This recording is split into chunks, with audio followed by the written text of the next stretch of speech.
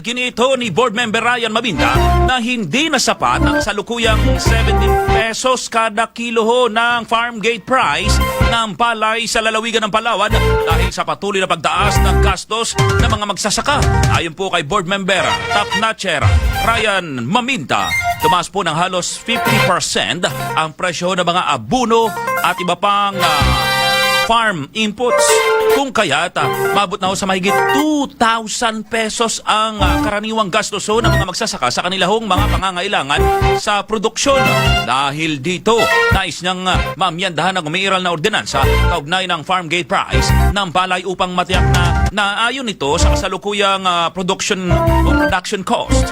Nai-report na ang usapin sa Committee on Agriculture upang maimbitahan ang Department of Agriculture at mga Municipal Agriculture Office sa buong lalawigan ng Palawan upang talakayin ang sitwasyon.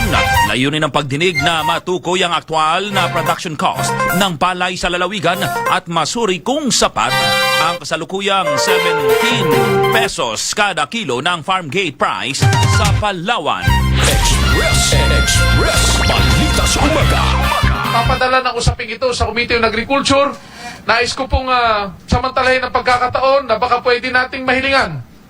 Sa panahon ngayon, daglian ang Provincial Agriculture Office na idetermina sa lalong madaling panahon kung ano ba yung production cost ng 1 kilo ng palay na naglalaro ngayon sa buong lalawigan ng Palawan. Kung ito pa ba ay akma nung nadetermina natin nung 2025 o lubhang nag-iba na para po sa review ng Provincial Ordinance 3717 series of 2025 na inakda at dito sa Sangguniang Panlalawigan.